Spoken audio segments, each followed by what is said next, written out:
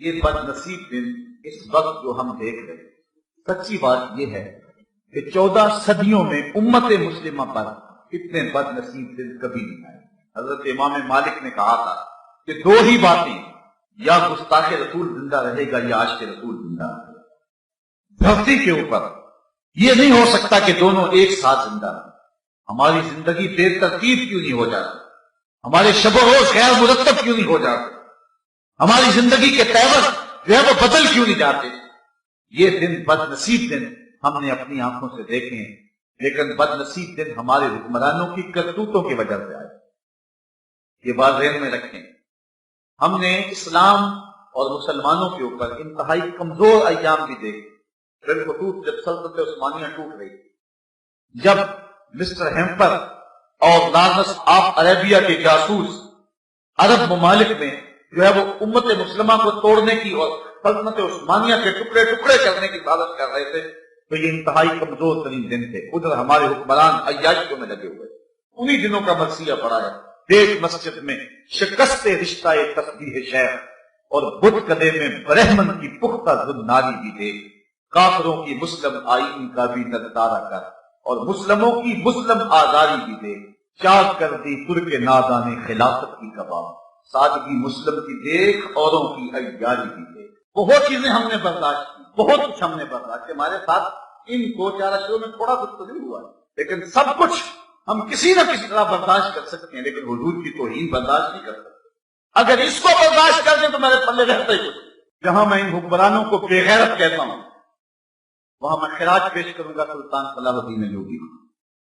میں کہتا ہوں یہ ہے تخت و تاج کے مالک۔ ان حکمرانوں کی قبروں کے نشان بھی زمانے کو یاد نہیں رہے، اور کتنے سال گزر گئے، ایک وہ حکمران تھے آج بھی دلوں کے تخت پہ بیٹھے۔ سلطان ایوبی کی کہانی کتنی دل آویز ہے، کتنی جرأت آمیز ہے، اور کتنی غیرت والی کہانی ہے۔ انگلستان کے شہزادوں نے، دیجی نارڈ نے مسلمانوں کے قافلے کو روک کر کے ان کا سامان لوٹا، اور حاجیوں کو اس قافلے کو کہا کہ بلاؤ اپنے نبی کو جو تمہاری جان چھڑائے۔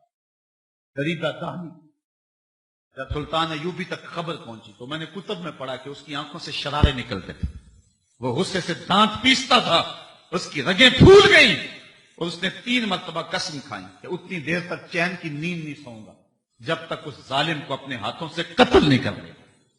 اور پھر پڑھیں تاریخ سلطان ایوبی کی، آج یوں ہی اس کے لیے دل نہیں تڑپتے۔ سلطان ایوبی پھر 3.25 سال تک مسلسل چارپائی پہ اپنی کروٹ نہیں لگائی۔ عشرت کرنے والے حکمران سنیں، یہ تھے حکمران، یہ تھے تخت و تاج کے مالک۔ 3.25 سال تک اس نے چارپائی پہ اپنی کروٹ نہیں لگائی۔ جب نیند تنگ کرتی تھی، خیمے کی چوب سے ٹیک لگا کے آنکھوں کی آگ نکال لیتا، وہ جو خیمے کے اندر لکڑی گڑی ہوئی تو اس کے ساتھ ٹیک لگا لیتا، آنکھوں کی آگ نکلی پھر محاذ پہ۔ اس نے وہ بارود والی ہانڈیاں تیار کی، بہت کچھ کیا اس نے دن رات۔ واپس آتا ہے تو نقشے بناتا ہے، جاتا ہے محاذ پہ ڈٹ جاتا ہے۔ 3 سال کے بعد اللہ نے اس کی مراد پوری کی۔ انگلستان کے شہزادے لائن میں کھڑے ہیں، گرفتار ہو۔ بادشاہ نے شاہ گاما کے لیے کرسی پیش کی، نائٹس کو پانی کا آپ خورا دیا، کہا جسے ہم کرسی دیتے ہیں امان دیتے ہیں، جسے آپ خورا دیتے ہیں پانی کا اسے امان دیتے ہیں۔ ہم سفارتی آداب جانتے ہیں، بادشاہوں کو قتل نہیں کیا کرتے، تمہیں آزاد کرتے ہیں۔ لیکن جب دیجی نارڈ پہ نظر پڑی تو سلطان صلاح الدین ایوبی آپے سے باہر ہو گیا۔ وہ غصے سے دانت پیستا ہوا آگے بڑھا اور اس کو گرے باندھ سے پکڑ کے پٹک کے زمین پہ مارا، اور چھاتی پہ بیٹھ کے اس کے بدن کی بوٹیاں کرتے ہوئے کہا، او کتے، تو نے کہا تھا بلاؤ اپنے نبی محمد کو، محمد عربی نے اپنا نوکر بھیج دیا ہے، محمد عربی نے اپنا نوکر بھیج دیا ہے جو تیری خبر لے گا، اور اس کی ٹکا بوٹی کر کے رکھ دی۔ سلطان نور الدین زنگی کی کہانی بھی آپ نے سنی ہوگی۔ حضور خواب میں ملے، کہا نور الدین 2 کتے مجھ کو تنگ کر رہے ہیں۔ سلطان اسی وقت اٹھا، لبیک یا رسول اللہ کہتے ہوئے حضور کے شہر نور کی طرف چل پڑا۔ 18-19 دن کے بعد وہاں پہنچتا ہے، 40 لوگوں کو اپنے ہمراہ لیے پیچھے سے خزانے اور لوگ جمع، کہا کہ تم میرے پیچھے آ جاؤ۔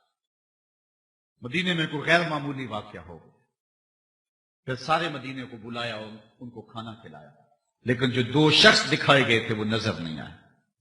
کہا کوئی رہ تو نہیں گیا؟ کہا 2 صوفی درویش آدمی اللہ اللہ کرتے ہیں، جن کو روزہ رکھتے ہیں، وہ نہیں آئے۔ کہا بلاؤ انہیں۔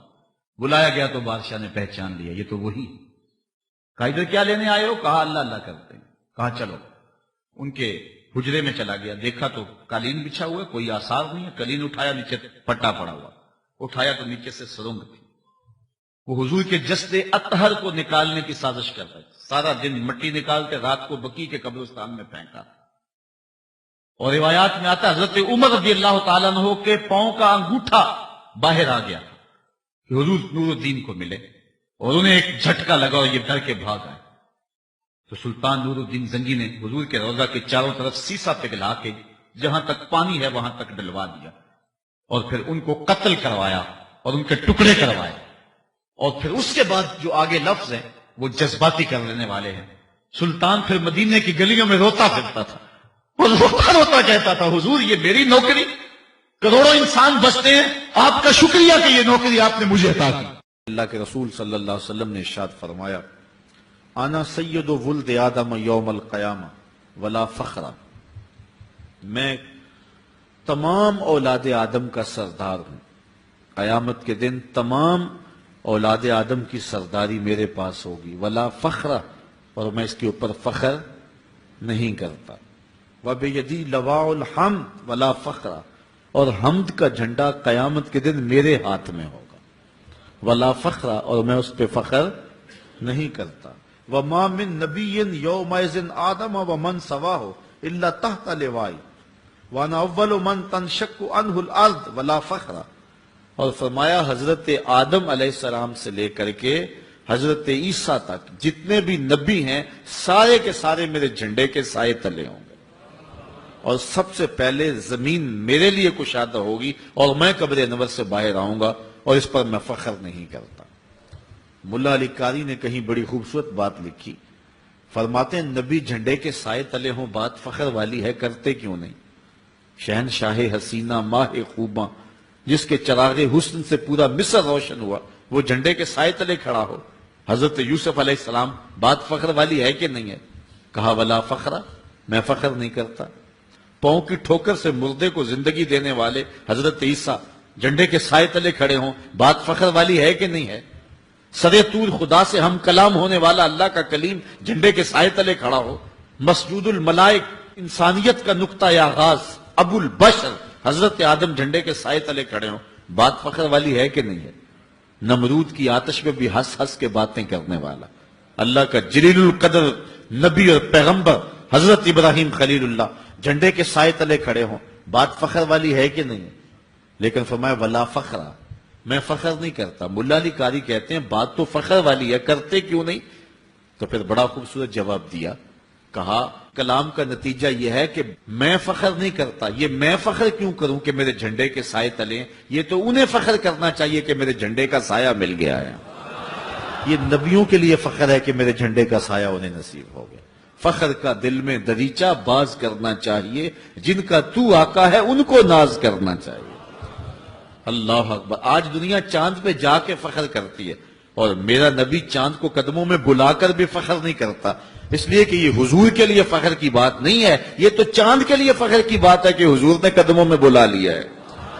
اس لیے فرمایا سارے نبی میرے جھنڈے کے سائے تلے ہوں گے۔ یہ شان ہے ہمارے آقا کی، یہ رفعت ہے ہمارے آقا و مولا کی، یہ حضور کی عظمت و رفعت ہے۔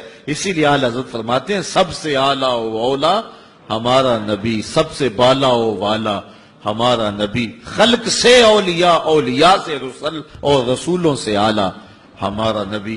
سب سے اونچی شان اگر کسی کو عطا کی گئی ہے تو وہ میرے اور آپ کے آقا و مولا کو عطا کی گئی۔ آفاق کے ہر ہر گوشے میں قرآن سنا کر دم لینا، اب رکنا نہیں، اب تھمنا نہیں، فردوس میں جا کر دم لینا، آفاق کے ہر ہر گوشے میں قرآن سنا کر دم لینا۔ رکنا نہیں، اب تھمنا